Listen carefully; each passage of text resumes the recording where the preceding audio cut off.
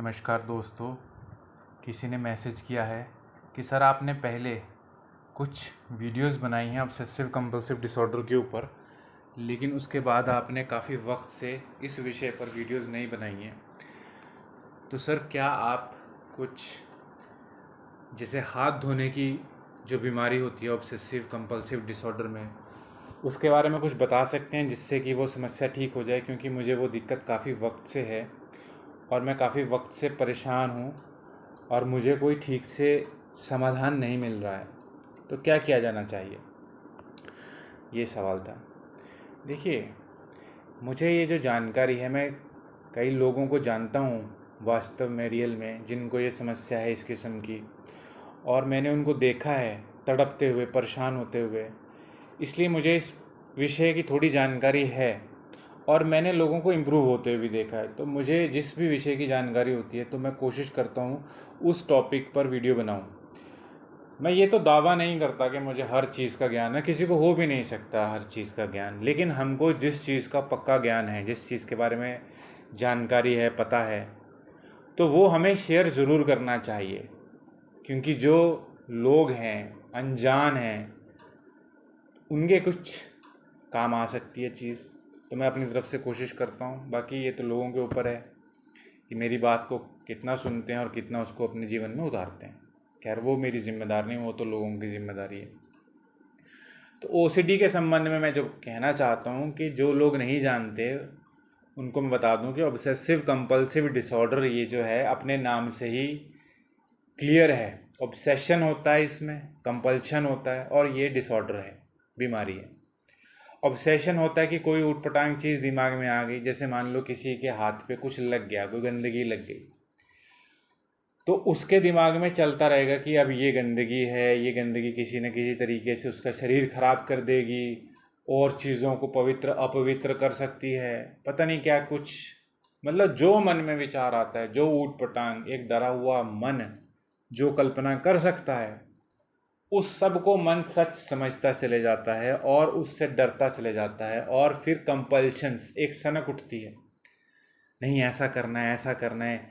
उस ऑब्सेशन को कैंसिल करने के लिए एक कंपल्शन उठती है, उस सनक को रिड्यूस करने के लिए, उसकी एंग्जाइटी। तो उस कंपल्शन को व्यक्ति करता है, ऊटपटांग तरीके से ही करता है। शुरुआत में वो करता है, जैसे मान लो मैं आपको एक बताता हूँ एग्जाम्पल के तौर पे। एक लड़की मेरे को मिली थी ऑनलाइन, तो उसने मेरे को बताया था कि उसको ओसीडी है, और जब भी वो बात करती है तो किसी के साथ बात कर रही है, अपने दोस्त के साथ, परिवार के साथ, तो उसके मन में ना उस व्यक्ति के बारे में क्रिमिनल थॉट्स आने लग जाते थे कि मैं इसको गाली दे दूं, मैं इसको मार पिटाई कर दूं, इस तरीके।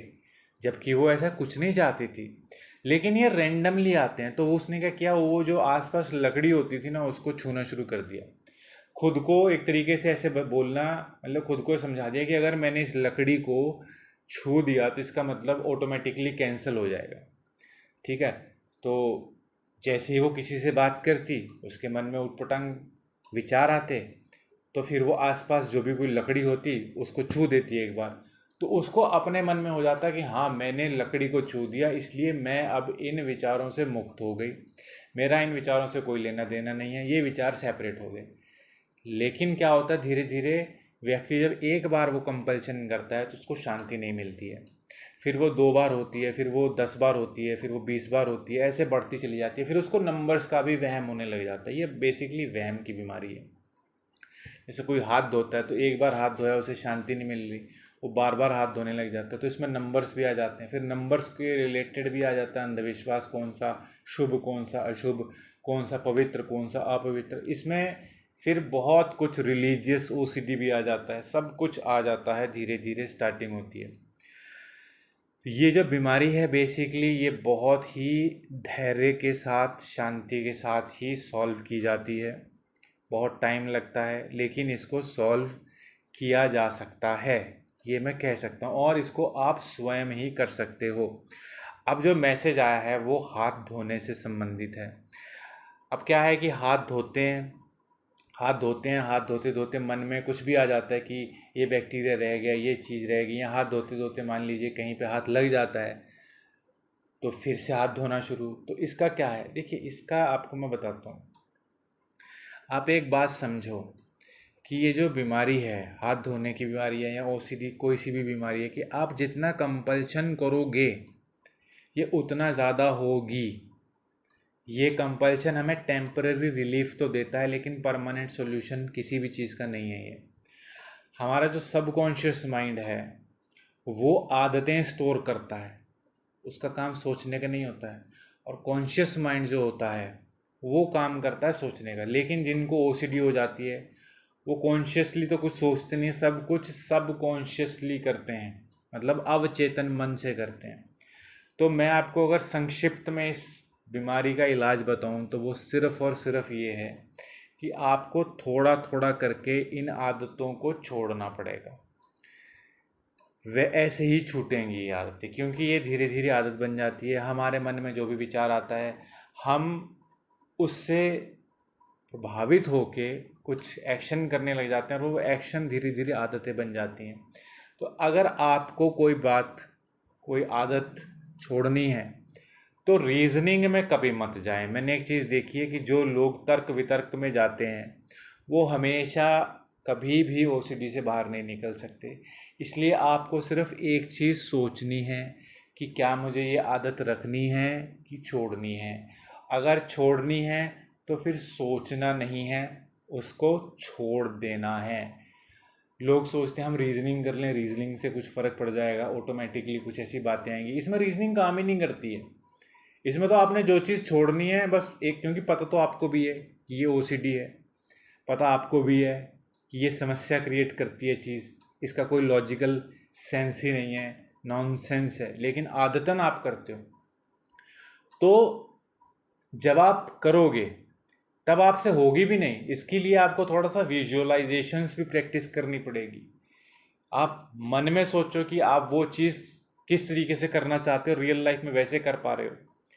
टाइम लगता है इस चीज़ में, बहुत टाइम लगता है, लेकिन इस बीमारी से निकलते निकलते आप रियलाइज़ करोगे कि आपका पेशेंस बहुत मजबूत हो जाएगा। क्योंकि ये बीमारी से निकल ही वही सकता है जो कि बहुत शांत अपने आप को रखना सीख ले।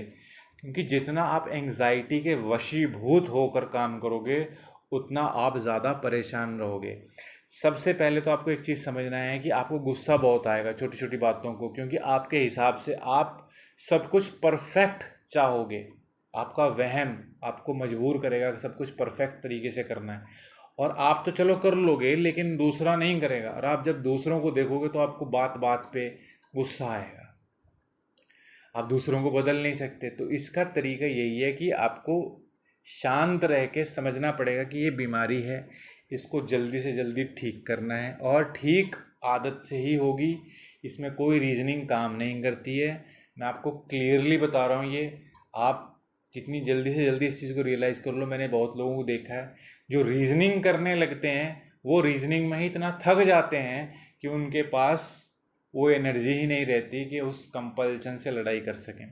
लेकिन जो लोग रीजनिंग में घुसते ही नहीं है, कहने लगे हमें आदत डालनी ही नहीं है, जो होता हो जाओ, हमें कुछ करना ही नहीं है, तो वही धीरे धीरे धीरे धीरे निकलने लग जाते हैं। और एकदम से तो कुछ भी नहीं होता, थोड़ा वक्त लगता है। लेकिन कोई भी आदत है उसको बढ़ाने की बजाय घटाने के ऊपर ध्यान दो। उसकी कई बार होता है कि हम कुछ क्या करते हैं कि एकदम से हम कुछ भी नहीं छोड़ पाते। इसलिए थोड़ा सा ना ध्यान फोकस करना कि हमें आदत को घटाना है। घटाते घटाते जब बहुत लिस्ट पे आ जाएगी ना तो उसको छोड़ना आसान हो जाता है। तो फिर भी किसी को कुछ सवाल हो, देखिए ये टॉपिक ऐसा है, इसके ऊपर बहुत बहुत वीडियोस बनाई जा सकती हैं, और बहुत मुझे मालूम है इस तरीके से सिर्फ एक वीडियो से काम भी नहीं चलता है। तो इसलिए किसी को कोई समस्या है तो वो अपनी समस्या शेयर करे। किसी को कोई समस्या है वो अपनी समस्या शेयर करे। अगर मुझे उस समस्या के संबंध में कोई जानकारी है तो मैं उस पर वीडियो बना सकता हूँ, मुझे कोई दिक्कत नहीं है। लेकिन अगर मुझे नहीं होगी तो मैं वीडियोस नहीं बनाऊँगा। लेकिन मैं किसी के साथ कमेंट्स में बातचीत नहीं करता हूँ, क्योंकि मेरे पास इतना काम होता है कि मेरे पास टाइम ही नहीं मिलता बात करने का लोगों से।